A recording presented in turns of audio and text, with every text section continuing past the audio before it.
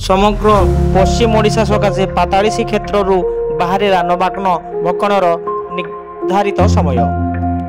आज नंदोत्सव दिवस रे श्री पाताली श्रीक्षेत्र ट्रस्ट कोट समलई और जिलार वरिष्ठ पंडित मंडली द्वारा पाताली मंडप ठारे चतुर्धा मूर्ति को आज्ञामाल प्राप्त करी आसंता गणपर्व नुआखाई नवान्न सकाशे भाद्रव शुक्ल पक्ष पंचमी ऋषि पंचमी ता 28/8/2025 प्रशस्त तुला लग्ने मिथुन नवांशे दिबा घंटा 11:10 गते 11:25 मध्य महेंद्र समझे पश्चिम ओडिशार समस्त देवादेवी मंदिर और गृह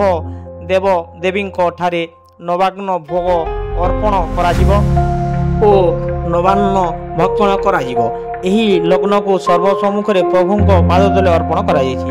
सुवर्णपुर जिलार ज्योतिर्विद बाचस्पति मेडेन कुमार बेसी, पंडित मनोरंजन पाढ़ी, ज्योतिर्विद जोगेंद्र होता, पंडित गौरचरण नंद, ज्योतिर्विद संतोष कुमार पुरोहित, ज्योतिर्विद रामकृष्ण पंडा, देवार्चन दास, पंडित बलराम पुरोहित, पंडित विश्वेश्वर पाढ़ी, पंडित प्रमोद कुमार मिश्र, रघुनाथ पंडा, कामपाल नायक, सेवायत संघ सभापति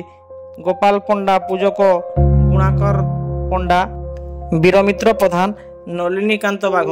मित्रभानु महाकुर, अभिषेक देहुरी, टिकनु कुमार दास, मनोज पंडा, पाताली ट्रस्ट सदस्य महादेव साहू प्रमुख उपस्थित थिले।